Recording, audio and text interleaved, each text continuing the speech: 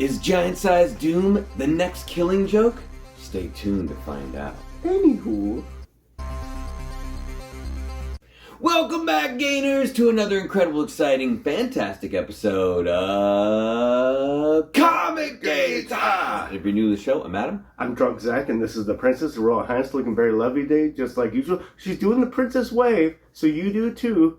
Bow down, respect, and of course, right here, right now, is the Coco Dog. The our comic mascot. Coco in the house, howling at the moon as always.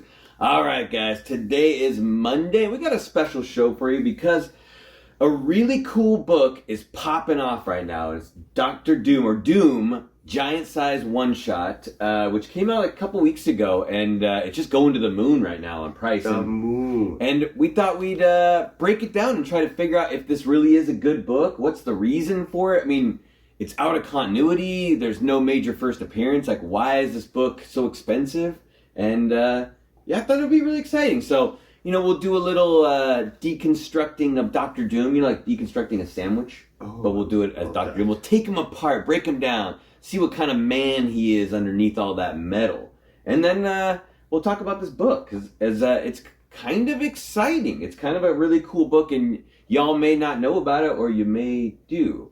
There is something you should know about, and it is staying hydrated. Yes, I feel like I just got out of the Sahara Desert, and I need something from an island that will quench my thirst. From the island of Fiji, natural artesian water. Ooh. And also, this is 100% recycled plastic. Hopefully the good plastic. In the water? No, not in the water. It's not Garbage Island. So, yeah, this is Garbage water, guys. Island. Probably one of the best ever waters that you can actually buy from the public. You can buy the best water from our neighbor. Yeah, he actually makes the water himself. In the toilet? In the toilet water, yes. Very tasty. It's very flavorful. Unique flavor. It is the official water of Princess Gaines, Fiji water. We'd be happy to be sponsored by Fiji. Is it good? Is it delicious? Tastes like water. You know what else is good and tastes like water? Hanging out with us on Whatnot. Woo! Every Saturday, most of the time. Check our listings. Princess has her very own show where she does all the talking. That's why she saves it for Whatnot. Dollar starts, 30-second auctions. And Adam and Zach come on every once in a while as well with awesome keys. Also dollar starts and 30-second auctions. And witty banter. Plenty of drunken, witty banter. Yes, yeah, definitely. Oh, If you yes. like drunken, witty banter, we are your show. Oh, yes. We are the show for you. You know who else likes drunken, witty banter? Dr. Doom. Dr. Doom. Yeah, good old Dr. Doom. Doom! Yeah, he is kind of similar to Darth Vader, right? Doom! Padme. Wait, did he say Padme? Probably something. Whatever the... He should. No, not Valeria. That's someone else. He should. So, yeah, Dr. Doom, really early villain for Fantastic Four. He came out in the 60s. 1962, I think, right? FF number 5. Yeah, Fantastic Four, number 5, made his first appearance and hit the ground running. He's a different kind of character, a different kind of villain, and very well written. Because a lot of villains are just like innately bad. Like they're just, I'm evil, I do evil things. Like my goal is evil. Like Dr. Doom isn't quite like that. He's kind of got like his own rhythm that he goes to, and his alter ego, Victor Von Doom. Ha ha ha. Which is, interesting. And if you're in the Ultimate Universe, it's Victor Von Dam, but that's the worst name ever. Van Damme. I don't know why I decided to go with Van Damme. They're like, you know what's really popular right now?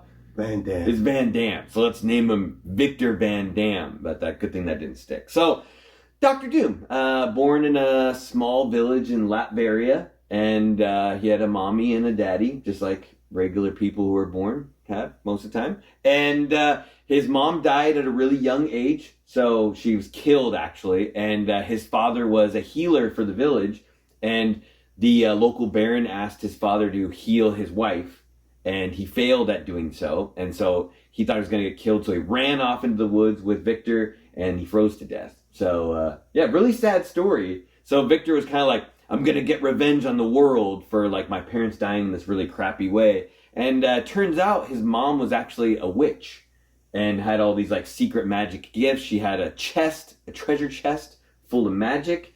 where Victor learned how to use his magic. He's like really up on doing magic stuff. Kind of like Doctor Strange. It's like almost equivalent level of magic user, and at the same time, he is a almost equivalent genius in science to Reed Richards. So with all of this science genius, he traveled to the Americas. And he got into college, went to college, which is a good place to go. And at this college, he meets another young man. And that boy was? Reed Richards. Reed Richards, yeah. So they decided to go to college together. And in college, Victor's like, you know, who I'd really like to get in touch with? My mom. So he makes a special machine so that he can talk to his dearly departed mother, which is kind of nice. I think in the story too, I think his mom's soul, because of her witchery, the craft of witchery, she actually like sold her soul to Mephisto. So I believe her soul is actually like with Mephisto at the same time, which makes it extra worse. You know, if your mom passes, which would be very sad, but it'd be even worse if your mom's soul had to be with Mephisto for all eternity. Mm-hmm. But he makes this machine to talk to his mom, and while making it, Richard like looks over his notes and he's like, I see some discrepancies in your math here. And he's like, you fool, I am the genius one. Like, don't tell me what to do. I know everything. So he decides to use the machine anyway, not listening to Reed because he thinks he's smarter, and the machine blows up in his face. And that's when he gets his awful scars all over his face and scars. He kind of blames Reed for, you know, pissing him off and making him use the machine when it wasn't ready. There is some theories, people say that he actually wasn't like massively disfigured, that it was just one tiny little scar. But he's like so vain because like Doom is perfect, and with this one scar I now must cover my face. But there is some storyline where he actually like is fully disfigured, so like almost like Deadpool level disfigurement. So take it as you will. I'd love to hear what you guys think on that. But, you know, he needs to get his Doom outfit. And what's the best place to get a Doom outfit? Costco. Exactly. Costco. If you guys need anything, a Doom outfit, definitely go to Costco. Yes, they have. You can get a wholesale Doom outfit. Get a couple of them, one for each season. Doom box. Exactly, yeah. So, but he actually goes to Tibet. Oh, okay. And gets some Tibetan monks to make him his Doom outfit. And they create the armor, the mask. And he's like, he can't even wait to get this mask on, so while it's still hot, he just slaps it on his face and burns his face even more. He's like, give me the mask! Like, kind of like The Mask, you know? Oh. With Stanley Ipkiss, right? Ipkiss. Yeah, I love the Stanley Ipkiss. And after he gets the mask, puts it on, and he becomes, takes over Latveria and overthrows the ruling government, becomes king. Makes himself the king of Latveria, and by doing so, he also makes him sort of like an international superstar sort of guy, which gives him diplomatic immunity, which we all know from Lethal Weapon. You can do a lot of nasty stuff with diplomatic immunity. So he can come over and mess things up, and nobody can do anything because he's a diplomat, because he's the king. Well, it can't stop you from falling off a building. That's true. I think that's how the guy dies, right? Off the building? I think, yeah, or they just kill him. Like, screw your diplomatic immunity. Oh! Yeah. So, he creates some Doom bots, does some cool stuff. So, what's Doom been up to over the years? Hero or villain. Sometimes he's portrayed as a hero, sometimes he's portrayed as a villain, but some good reading stuff, like Marvel graphic novel 27. You get Emperor Doom, where he actually, this is an interesting story because he actually takes over Purple Man and uses his powers to control the world. So he takes away everyone's abilities to make any decisions, and by doing so, he makes the world a better place. It's really weird. And then you also have the other graphic novel, 49, where Doctor Doom and Doctor Strange actually battle it out to see who becomes the next Sorcerer Supreme. And he actually does a really, kind of comes in second place as Sorcerer Supreme, which is interesting. And more recently, the God Emperor Doom, he likes that title, Emperor Doom, in Secret Wars. Jonathan Hickman writes this really cool story where the Ultimate Universe and our universe collide in an incursion. And in doing so, both of the worlds should have been destroyed. But Doom takes over the powers of like Molecule Man and the Beyonder kind of at the same time. And so he creates a battle world, and he has like omnipotent powers. And you can kind of see, it's kind of similar where like he's controlling everybody, but he's also trying to be good at the same time. He adopts actually the children. Like he has Sue as his wife and Valeria, and he has Valeria and Franklin as his kids, and takes them on as like his warden. The real Doctor Strange is actually like his sheriff, and they actually work together to keep the world like in order. Oh, so that's weird. It's a cool story. He actually kind of turns out to be like a little bit of a good guy at the end, and that leads us into our story today, because Jonathan Hickman wrote Secret Wars, and he also co-wrote the book that we're talking about right here. And this just came out 2024, Doom giant size one-shot. We'll check out, Princess will show you guys the cover on this one. And if you look at the cover, it actually says Sanford Green and then Jonathan Hickman. And inside the cover, it does say that they did the art, plot, and script together. So there is some people on the internet that think that it's actually a Sanford Green story, and it's just kind of like written with Jonathan Hickman to kind of like cover it. You know, like he wrote the story and then he's like, hey, can you like proofread my stuff and make it a little bit, because it doesn't really feel like a Hickman story when you're reading it, and it feels a little more like I guess if a Sanford Green, if he actually has written very many things. And if you're asking yourself, what kind of stuff has Sanford Green done? Well, here's a couple books right here, some pictures for you, and one of them is Bitterroot. So he is the main artist for Bitterroot, which is a cool thing. And then there's also a fun book here with the girl sucking on a candy cane, right there. Right there. Candy cane? Yeah.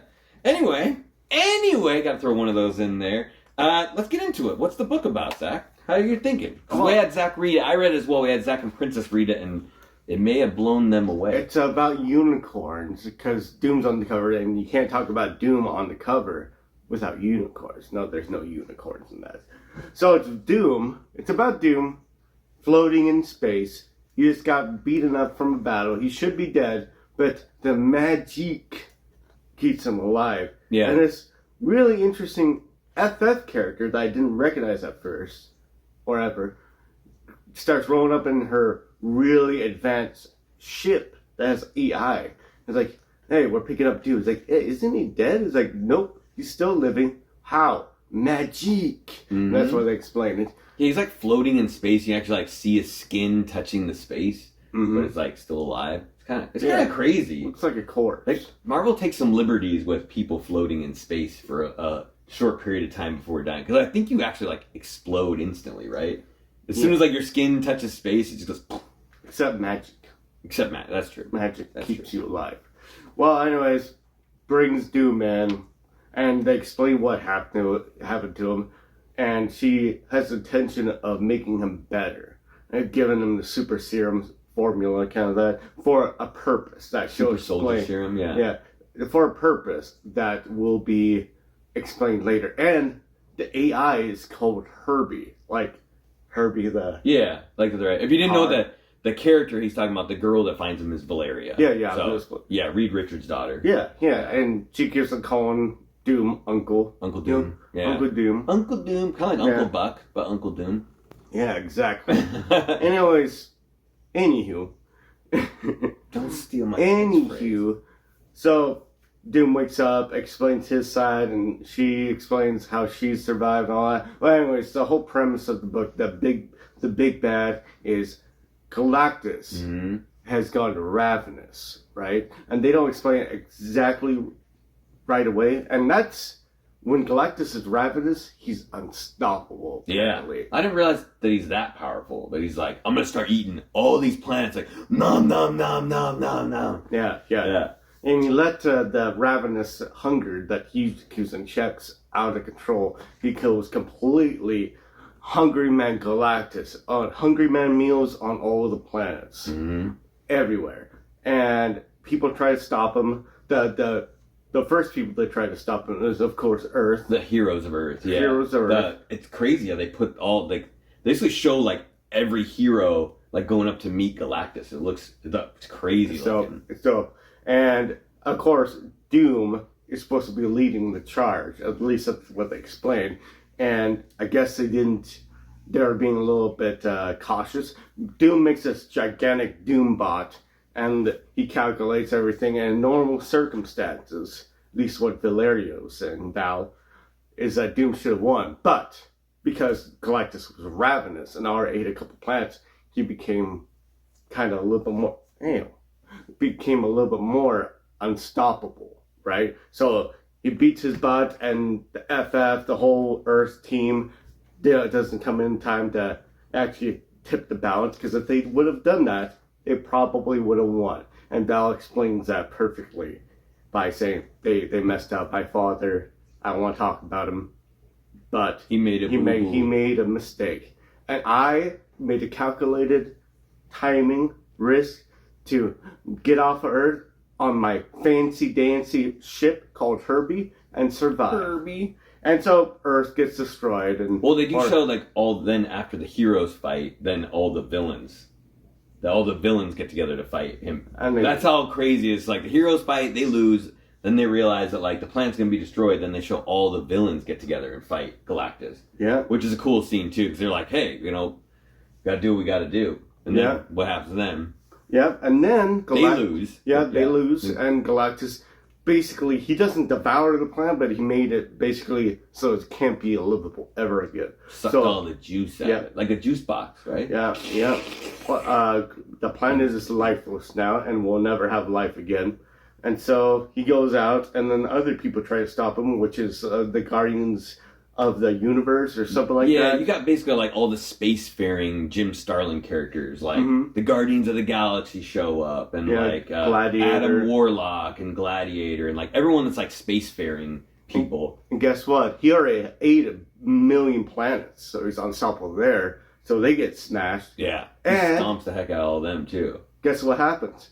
The Celestials start showing up. Yeah, and it's they call it a pantheon. A pantheon of Celestials go up and fight Galactus. And it's not a gaggle? Called pantheon, not a gaggle. A gaggle? And they get their butt kicked. So basically...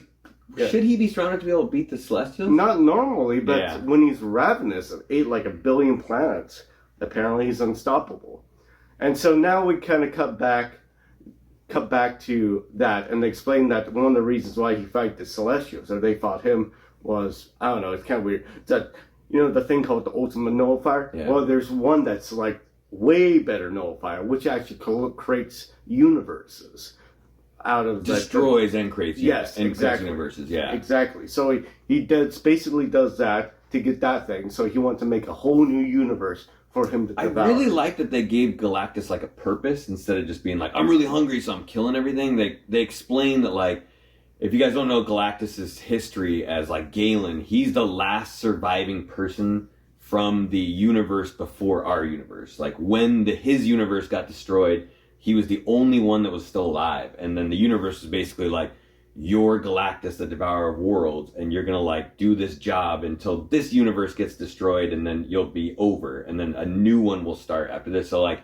he basically realizes that the Celestials had that machine, and he's like, if I can destroy this universe, then I don't have to do my job anymore. Like, I can be done with it. That makes sense. Which is actually a really reasonable kind of thing. Like, I'm sick of eating all these plants and doing this stupid job. So it's like, if I destroy the universe, then I'll be done. It makes sense. It's not just kind of, I like when things aren't just like, I'm innately a bad guy. Me hungry, fight. Yeah. Fight, eat, fight. Yeah. Yes. And so that's his goal, and he implements, he gets the machine working, and now we're cutting back to Val and Doom. Yeah, it kind of switches. She's kind of like explaining like how everyone got their butts kicked while she's like building him a new suit, like basically making him the $6 million man. Yes, exactly. And the suit is pretty dope.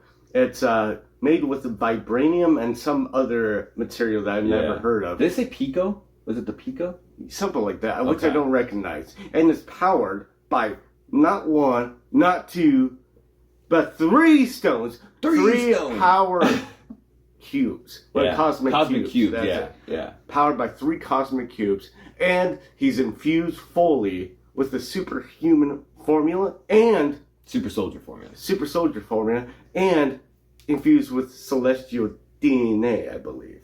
And he ate his Wheaties this morning. Yes, he's infused with a lot of stuff. Yeah. He's super powerful, and their plan is to defeat Galactus. First, destroy the ultimate nullifier, Super greater, ultimate nullifier. whatever it's called. Yeah.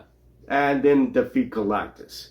And they get to work. And the Doom suit looks pretty dope. Oh, yeah. Also, Doom has heralds. And it's the Molecule people. Molecule Man. I didn't realize there was more than one Molecule Man, but apparently there's like, they show 3 of them, so that's like his new, his Galactus. Obviously he needs heralds, so he's got new heralds. Might as well be Molecule Man. Yeah, they're really powerful. But Doom whoops their butt. Yeah. Pretty cool. With like, I think magic, right? Beats him with magic. Yes. Yeah. Yes. I mean, he's powered by 3 cosmic cubes, so it's going to happen. Anyways. Then Valeria goes to work and tries to take the thing out, the ultimate nullifier universe, whatever. Yeah. And they decide, both Herbie and her decide that the only way to do it is to destroy it. And if they destroy it, they have to be there to destroy it. Yeah. So, she dies. Did you cry a little bit? I cried a little bit. Zach's new favorite character is Valeria. Yeah. Really, really good character. Really fun. I really like that character. And then Doom, basically everyone that ever faced me has felt doom. And it shows them fighting and everything. And then that's how it ends, like them clashing. I can only assume that Doom wins. Basically it's just Doom and Galactus. And they're like, all right, let's battle it out. And then it's just kind of like the book ends, which is cool. I like the stuff the line that he says right here about facing like death, where it's like, I may die doing this, but I'm going to do it to, like, save the universe. Like, I'm willing to sacrifice my life. Mm-hmm. And he's like, everyone, like, kind of the old, like, Braveheart speech, you know what I mean? Like, everyone dies, you choose how you're going to do it. They'll never take my freedom! Yeah, you know what I mean? They can take our lands! They can take our glory! They don't never take our freedom! I don't think that's how it goes. Just make it a line? Make it a line. They can take our underwear! No. They can take our poopy underwear! Why would you have poopy underwear? It happens. Fun fact, you can wear underwear 4 times before you get the change. You turn them inside out. Wait, no, you flip it around. Back, inside out, then front, back again. Yeah, 4 times. Don't do that, though. You can, though. So, that's basically how the book ends, and it's really good. The artwork is fantastic. And at the end of the book, there's a big, long thing where you get to see all the sketches, all of Sam's sketches of the characters, so you can see how he, like, formulated them, and the interesting way he drew Valeria, which hopefully they continue to use that going forward. Just a bunch of the other stuff. You can see him draw, like, Juggernaut and Mr. Sinister and the Celestials and a bunch of fun stuff. He's a very talented guy, and I think... First thing I asked Zach, or after I read this, was like, what do you think? He's like, totally good book. So it's interesting that a book like this, that's brand new, is already getting this much heat and this expensive when it's not in continuity and it's no first appearances, which I think are some of the big deals going on with books when they get popular. It's just expensive because it's a good book, which is a really fun time when things like that happen. Is it going to be the next Killing Joke? I don't know. We'll see. I mean, Killing Joke is known originally for being a book out of continuity, a one-shot that really focuses on a villain. It gives you kind of like the Joker's, one bad day, like exactly what he's all about. And it was so well beloved that they made it become continuity. Mm-hmm. It was not supposed to actually happen, which, who knows? This is in the very, very far future, so they could say, like, somewhere along the lines, like, this actually happened, and it would be kind of exciting. There is did you notice at the end, there's a picture of the Maker's face on the second to last page? Mm-hmm. Which I thought, obviously, Hickman has a lot to do with the Maker, but... imagine if they put her in the Ultimate Universe. Yeah. And that would If the Maker's there, or they show... It's kind of interesting, those characters. They show, like, Mephisto and the Maker and Death, I think, and then... who knows how they're connected to this at the end, but... What'd you rank it? Out of 10? 9.5. Oh, all right. It's really good. It's a really good read. Yeah. I give it, at least a 9 or 9.5 out of 10. Princess, I think she enjoyed it quite well. Really cool book. If you guys get a chance to pick this up. If you don't, I mean, if it's already sold out, it's way out of your expense. Try and at least get like the second print. I'm sure they'll do a second print on this. It's totally worth it. Worth the money, and it's an exciting book. So, Mm-hmm. yeah, that's our rundown of Doom Giant Size 2024. As always, guys, do us a huge favor. Hit the like button right now, the subscribe button, notification bell so you always know when new things are coming down. This is kind of a first for us to kind of break down a new book and explain it. We kind of do stuff like that. But this is a fun way of doing it, trying to explain why the book is so expensive. And I think this one may be justified. Justified. Anything else, Zach? Yeah, sure. How you do that is you have to collect a lot of these 50-cent pieces or $1 from before 1964, right? You collect all of this stuff, right? You get like $200 worth of this stuff. The cheapest that you can find. And then you build yourself a time machine. And you go back to 1964 and you buy all the comics fresh off the rack and in people's collections from stupid kids that don't think they're worth anything. In fact, you can probably convince the parents just to give them to you. You don't need no money. You don't need those comic books. They're right the kid's brain. And then you're only there for a day, so you have to put some work into it. You gotta go. And you get all the books and you bring them back to the future and you make millions. Or just enjoy the keep books. them all. Or just enjoy In them. near mint condition. Sounds like the plot line to Back to the Future 4. Or perhaps billions. Yeah. That's what I would. That'd be a lot of comics to be worth $1 billion. That'd be like all the comics. Yeah. And then who would you sell them to after you had all the comics?